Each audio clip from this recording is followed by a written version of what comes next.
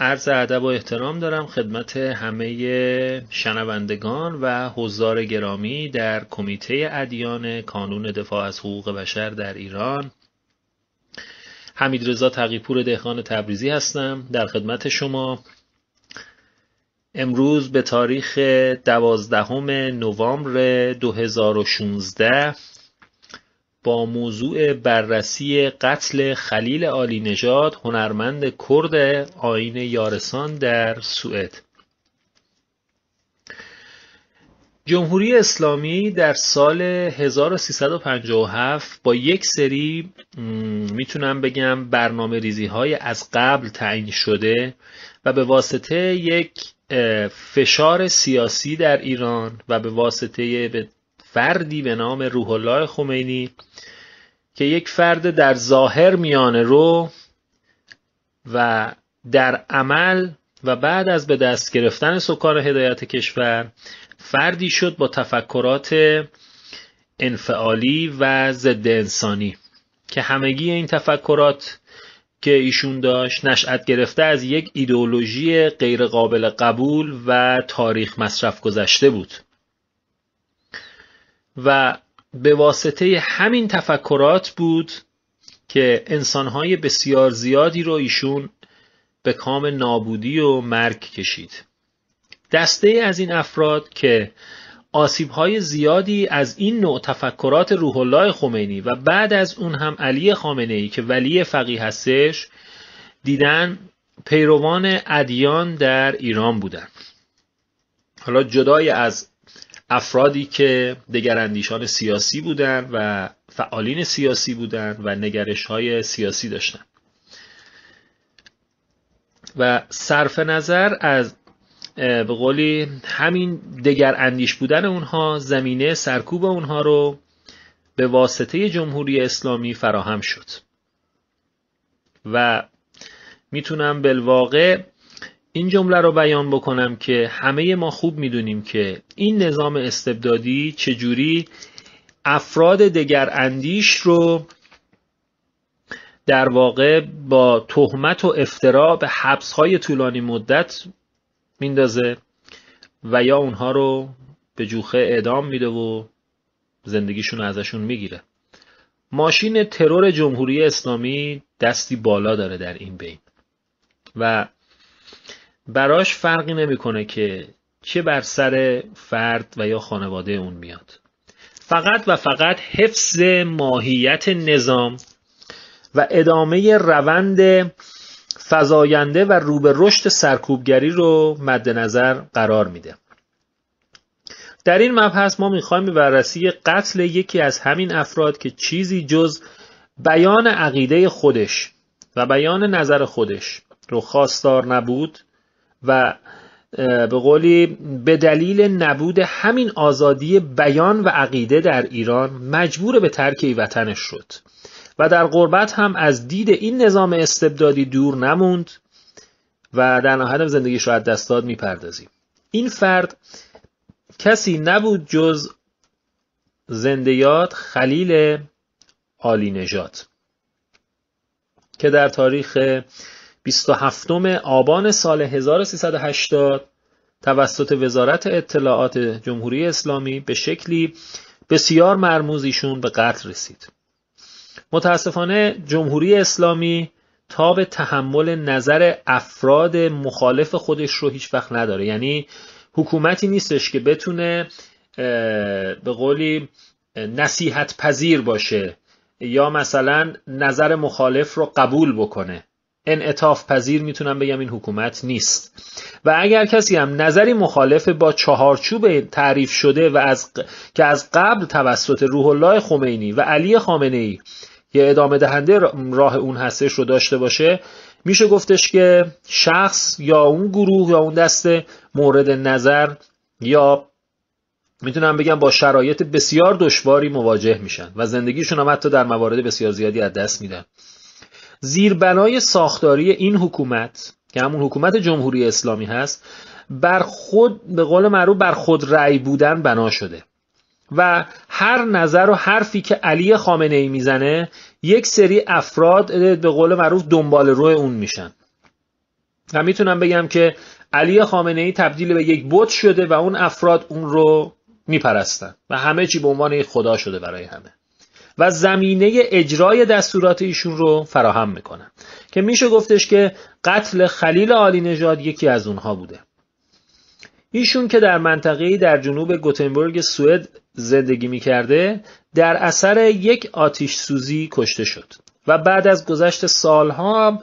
متاسفانه پلیس سوئد و قوه قضاییه در سوئد نتونست کسی رو به عنوان متهم دستگیر بکنه، ولی با توجه به بررسی‌های به عمل اومده تایید شد که این حمله آتش سوزی عمدی بوده و به عنوان یک قتل از اون یاد میشه. البته یک مرد 33 ساله و یک خانوم 34 ساله هم مظنون در این زمینه دستگیر شدن، اما دادگاه مدارک مربوط به مقصر بودن اونها در قتل عالی نژاد رو کافی ندونست و اونها رو آزاد کرد. بعد از آتش سوزی یک کمیته پیگیری برای قتل عالی نژاد برای کمک به تحقیقات پلیس تشکیل شد. اونها با وکالت از طرف خانواده ایشون 2 سال تلاش کردند تا رد پا و انگیزه های این قتل رو پیدا بکنن و رئیس کمیته به همراه 50 نفر معترض دیگه یک نامه اعتراضی رو تسلیم رئیس پلیس ناحیه کردن، اون منطقه پلیس کردن و تقاضا کردن که منابع بیشتری برای این تحقیقات در نظر گرفته بشه. اما مدت 4 سال گذشت از اون و به قولی میتونم بگم که بعد از مدت 4 سال اونا گفتن کاری نمیتونن بکنن و اونها و یه چیزی نزدیک به میتونم بگم 4 سال به قولی طول کشید که اونا متاسفانه بعد از 4 سال هم نتونستن کاری رو از پیش ببرن. فرخ رئیس کمیته پیگیری قتل گفته بوده که ما اطلاعات مربوط رو به پلیس دادیم، اما پلیس پاسخی به ما نداد. پلیس خیلی چیزها رو میدونست اما اونها رو اعلام نمیکنه. خلیل عالی نژاد به وسیله رژیم ایران به قتل رسید. عالی نژاد یک رهبر پرنفوذ از پیروان اهل حق یا آیین یارسان بود که از اسلام روی گردونده بود و تغییر دین داده بود و به همین خاطر توسط رژیم جمهوری اسلامی ترور شد و خود آقای قهرمانی میگه که شخصا خودش برگه های بازجویی از ایشون توسط پلیس مخفی ایران وزارت اطلاعات رو دیده. خلیل عالی نژاد نقش برجسته‌ای رو در این جنبش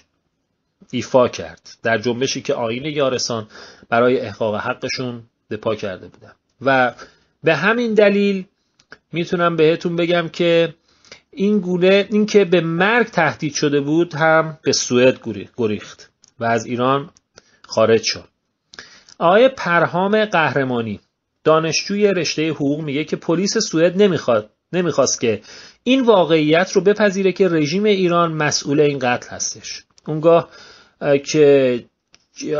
چه میخوان انجام، به قول من چه کاری میخوان انجام بدن. اثبات این مسئله برای رابطه سوئد و ایران به قول معروف به نظر نمیرسه چیز خوبی باشه. یعنی ممکنه این مسئله باعث تاثیرگذاری منفی در رابطه ایران و سوئد بشه، رابطه دیپلماتیکشون. آقای پرهام قهرمانی اضافه میکنه که این موضوع در رابطه با امنیت فعالان سیاسی و دینی ایران که در سوئد زندگی میکردن در اون موقع و هنوز هم دارن زندگی میکنن میتونست به قول معروف مسئله مهمی باشه. به سرانجام رسوندن پرونده این قتل توسط پلیس سوئد برای اونها، یعنی ایرانیانی که در سوئد هستن منظور بوده، اهمیت اساسی زیادی داره. بسیاری از معترضان شرکت کننده در تظاهراتی هم که برای ایشون برگزار شد که خلیل عالی نژاد گفته بودن که قبل از شروع آتش سوزی ایشون کشته شده بوده. اما پلیس مدارک و شواهد به دست اومده رو مخفی نگه داشته و اونها رو برای عموم علنی نکرد. دادیار پرونده قتل عالی نژاد فردی بوده به نام کارل برگستروم. در رابطه با اینکه عالی نژاد قبل از به قتل رسیدن تهدید شده بوده هیچ اظهار نظری رو نکرده. کارل برگستروم که فرد به قولی بازجو بوده، دادیار پرونده بوده، میگه که این یک پرونده پیچیده است و منم میخوام به حقیقت دست پیدا کنم. تظاهرات کنندگان میخوان بدونن پلیس در این 4 سالی که تحقیقات در رابطه این قتل در انجام بوده چه کاری انجام داده. خلیل از تبار میتونم بهتون بگم که ایشون یک انسان آزاده بود و من یک متنی رو تهیه کردم با توجه به تحقیقاتی که برای در مورد ایشون انجام دادم. واقعا دیدم که ایشون یک انسان مظلوم بوده و صرفاً به واسطه شهید آزادی بیان عقیده شد. خلیل از تبار آتش بود. او به عشق زنده بود و شاید آخرین بازمانده قریب موسیقی متفکرانه، نوعی از موسیقی که زندگی شرق نشینان را در سالهای دور شکل میداد و همه هستی اندیشمندانه و پر از رمز آنان بود. خلیل سازش را با عشق کوک می کرد و آن را به عشق به صدا می داشت. بنا نداریم تا به بزرگداشت مردی که دیگر نیست بکوشیم، اما سخن ما از تکریم بزرگی اوست، نه بزرگ کردن یک مرد. بزرگی خلیل به بزرگی رازی بود که در سینه‌اش بود و چه کم شمارند مردان و زنانی که امروز در این وانفسای مصرفگرایی و پوچی رازهایی چنان را برمیتابند و از آنان سر درآورند. سید خلیل عالی نژاد اما از جمله این نوادر بود. با همه این تفاصیل میتونم بگم که پشت قتل خلیل عالی نژاد یک برنامه ریزی بسیار حساب شده امنیتی و کاملا تکمیل نهفته بوده و افرادی ایشون رو به قتل رسوندن که در به قولی انگار سالهای سال تبحر زیادی در کار خودشون دارن و اینان همونطوری که گفتم و شواهد پیداست افرادی نبودن جز کسانی که خودشون رو مقدس میدونن و میگن که در راه خدا جهاد میکنن و نام سرباز گمنام به خودشون میذارن و امروز روز هم این گونه افراد با ایجاد رعب و وحشت در بین مردم و جاسوسی و یا با ارسال پیامک‌های تهدیدآمیز برای فعالین حقوق بشر و یا تهدیدهای اجتماعی دیگه ادامه دهنده راه و تفکرات کورکورانه روح الله خمینی که در دهه 60 با اعدام‌های جمعیتی زندانیان سیاسی در صدد استحکام خودش بود رو دارن ادامه میدن راه ایشون رو. ولی این رو نمیدونن که صدای عدالت بسیار رساتر از صدای شلیک اسلحه است. در حقیقت امروز روز ولایت فقیه که خودش رو نماینده برجسته خدا بر روی زمین میدونه،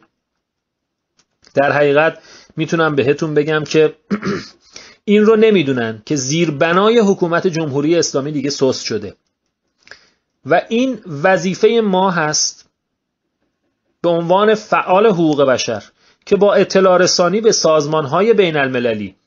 دست حکومت جمهوری اسلامی رو کنیم، با امید به این که بنده به عنوان یک فعال حقوق بشر اول بتونم هر روز بیش از پیش زمینه اطلاع رسانی رو بهتر از قبل انجام بدم و در کار خودم به تبحرات بهتری برسم رو امیدوار هستم. چرا که یک فعال حقوق بشر بودن فقط نباید در حرف باشه، بلکه باید در عمل هم دارای یک سری فاکتورهایی بود که این فاکتورها زمینه شکستن نقابی که دولت تدبیر و امید به صورت خودش داره رو فراهم میکنه و همه دنیا تا همه دنیا به قولی درک بکنن این رو و بدونن این رو که مشکل مردم ایران برای عدم امنیت اجتماعی از طرف خود دولت جمهوری اسلامی هستش، چون این حکومت بر پایه یک استبداد دینی تاریخ مصرف گذشته بنا شده. امروز روز هر انسانی آزاد هستش که تفکراتی مستقل داشته باشه و باید برای اون انسان زمینه آزاد اندیشی فراهم باشه. هر انسانی دوست داره و میخواد تغییر دین بده، هر انسانی میخواد و دوست داره یک تفکرات دیگه ای داشته باشه، باید این زمینه براش در کشورش فراهم باشه، مطابق با اعلامیه جهانی حقوق بشر، مطابق با 30 ماده اعلامیه جهانی حقوق بشر. و چه خوب هستش که دولت ها، مخصوصا دولت جمهوری اسلامی که روی صحبت مستقیم با دولت جمهوری اسلامی هست و شخص علی خامنه ای هست، این رو درک بکنن که هر انسانی آزاد زاییده شده مطابق با اعلامیه جهانی حقوق بشر و همه انسان‌ها با هم برابرند. انسان‌ها را نباید مورد محاکمه قرار بدن به واسطه صرفاً به دلیل داشتن یک عقیده خاص. این فکر نمی‌کنم چیز زیادی باشه که مردم در جامعه ایران از دولت طلب بکنن.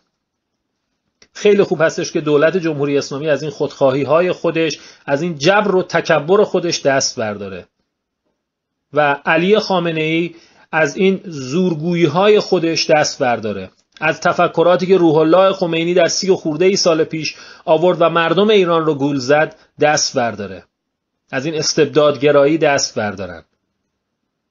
و تا مردم ایران هم رنگ آرامش و خوشی رو بتونن ببینن. امیدوار هستم که عرایض بنده مطبوع سمع و نظر شنوندگان عزیز واقع شده باشه.